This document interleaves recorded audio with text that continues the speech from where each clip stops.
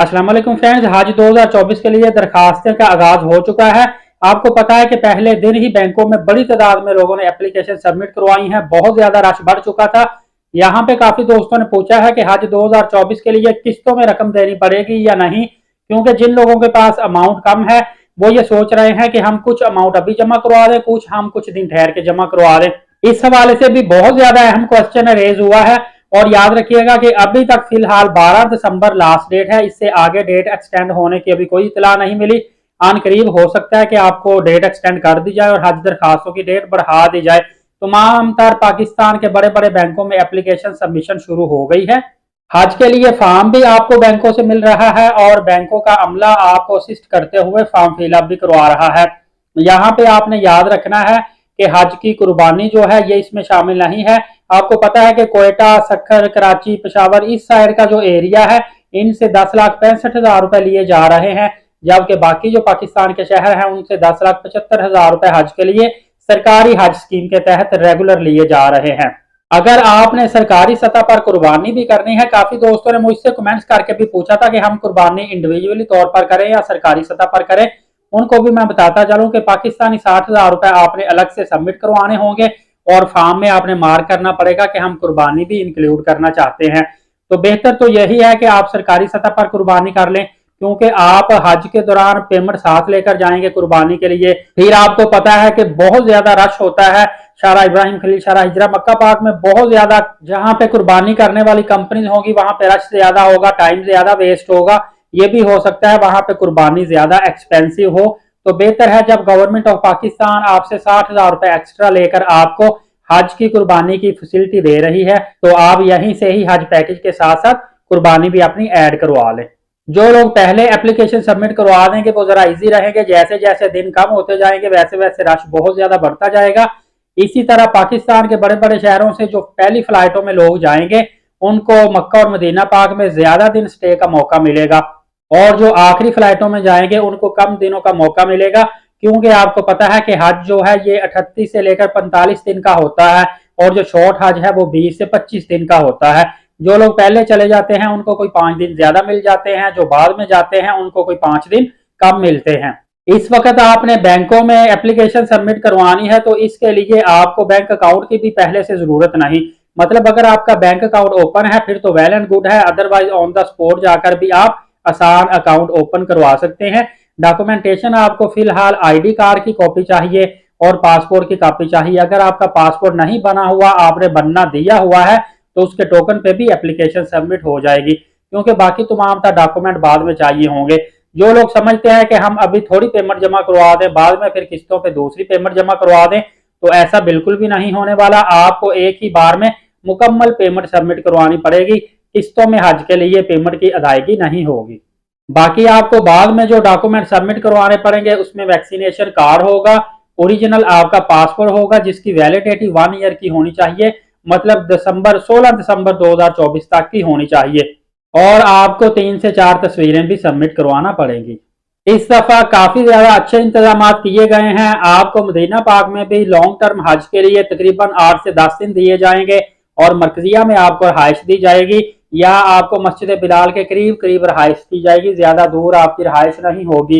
इसी तरह मक्का पाक में भी आपको हरम शरीफ के करीब तरीन रहाइश दी जाएगी, और मक्का से मदीना कोशिश की जा रही है ज्यादा से ज्यादा लोगों को बुलेट ट्रेन की फैसिलिटी दी जाए। और इसी तरह आपको पता है कि कुरैश और अल अजीजिया में भी आपको बेहतरीन होटल्स प्रोवाइड किए जाते हैं। आपको हज पर जाने से पहले ट्रेनिंग भी दी जाएगी जिसमें आपको गर्मी की शिद्दत से बचने के लिए किन किन अवामल को इख्तियार करना पड़ेगा, ये तमाम तर चीजें बताई जाएंगी। आपने अपने साथ साथ कौन कौन सी चीजें लेकर जानी है।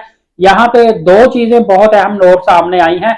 नंबर 1 तो टेलीकम्युनिकेशन जो कंपनीज है ये आन करीब अच्छे पैकेजेस निकाल रही हैं। आप अपनी इंडियन और पाकिस्तानी सिम को ही सऊदी अरबिया में लेकर जाएंगे और यूज करेंगे। वहां पे आपको रोमिंग चार्जेस भी नहीं पड़ेंगे, बल्कि इंटरनेट के हिसाब से आपको ज्यादातर फैसिलिटी देखने को मिलेगी कि वहां पे सस्ते तरीन इंटरनेट पैकेजेस आपके लिए लेकर कंपनीज आएंगी। चीज आप ये जान लीजिए कि आपको मकतब सी और मकतब डी मिलेगा। मकतब सी जो है ये सरकारी हाई स्कीम के तहत जो जा रहे हैं जिनको नॉर्मल सी फैसिलिटीज मिलेंगी as compare to private facilities. ये मैं आपको बात बता रहा हूँ कि प्राइवेट फैसिलिटी की निस्बत जो नॉर्मल फैसिलिटीज है वो मकतब सी में है, मकतब बी में थोड़ा सा अच्छी फैसिलिटी मिलेगी, जो लोग वीआईपी पैकेज हासिल करेंगे उनके लिए है। इसके अलावा आपको पता है तकरीबन $3750 स्पॉन्सरशिप स्कीम के तहत आपको सबमिट करवाना पड़ेंगे, जिसमें विदाउट लकी ड्रा आपका नाम निकलेगा और आप हज पर जा सकते हैं। तकरीबन इस साल पाकिस्तान से 80,000 के करीब, 80,000 से कोई थोड़ी सी कम तादाद है, 300-400 कम होगी, लेकिन एक राउंड फिगर ले लेते हैं कि 80,000 के करीब लोग पाकिस्तान से आज़मीन हज के लिए जा रहे हैं, जो कि पिछले साल की निस्बत तादाद बहुत ज्यादा कम है। और इसी तरह जो हज कंपनीज थी पहले तकरीबन 1,000 के करीब होती थी पिछले सालों में, इस साल तकरीबन प्राइवेट जो हज कंपनीज है जिनके तहत आप प्राइवेट तौर पर कोटा हासिल करते हुए जिनको 50% कोटा मिला है हज पे जा सकते हैं, ऑलमोस्ट 50 के करीब या 46 के करीब ये कंपनीज हैं। और अगर आप प्राइवेट हज करेंगे तो रेगुलर और प्राइवेट हज में बहुत ज्यादा डिफरेंस नहीं है, तकरीबन 1.5 से 2 लाख रुपए का डिफरेंस है, क्योंकि प्राइवेट हज 12.25 लाख रुपए से शुरू होता है, जबकि सरकारी हज 11 लाख में आप करेंगे, लेकिन फैसिलिटीज दोनों की ऑलमोस्ट सेम होंगी। हाँ, अलबत्ता अगर आप 20 लाख से ज्यादा एक्सपेंस बियर कर सकते हैं तो फिर प्राइवेट हज स्कीम के तहत आप प्राइवेट तौर पे चले जाएं, वीआईपी पैकेज ले लें, उसमें आपको फैसिलिटीज ज्यादा देखने को मिलेंगी। जहां तक एयरलाइन की बात है, पाकिस्तान से Serene airline, Saudi airline, PIA और एयर ब्लू, ये 4 एयरलाइंस हैं जिनके साथ मुआहदा हुआ चाहता है और इन्हीं फ्लाइटों पे आपने सऊदी अरबिया हज के लिए जाना है। लेकिन अभी तक एयरलाइंस की जो टिकट है ये कंफर्म नहीं हो सकी।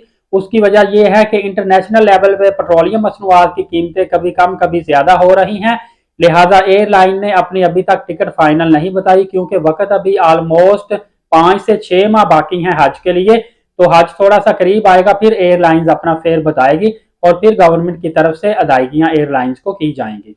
इसी तरह अगर आप ग्रुप की सूरत में हज करना चाहते हैं तो ग्रुप फॉर्म फिलअप करके उसकी तमाम डिटेल आप पुटअप करेंगे, और अगर आप इंडिविजुअली तौर पर जाना चाहते हैं तो इंडिविजुअली तौर पर भी जा सकते हैं।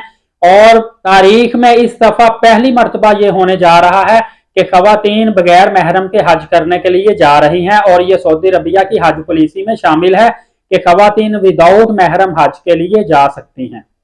अलबत्ता अगर किसी की उम्र 60 साल से ज्यादा है तो उसके साथ उसका गार्डियन जाएगा, और अगर 18 साल से उम्र कम है तो फिर भी उसका गार्डियन साथ जाएगा, और गार्डियन कोशिश करे कि ब्लड रिलेशन हो, अदरवाइज एयरपोर्ट पे आपको इशू आ सकता है।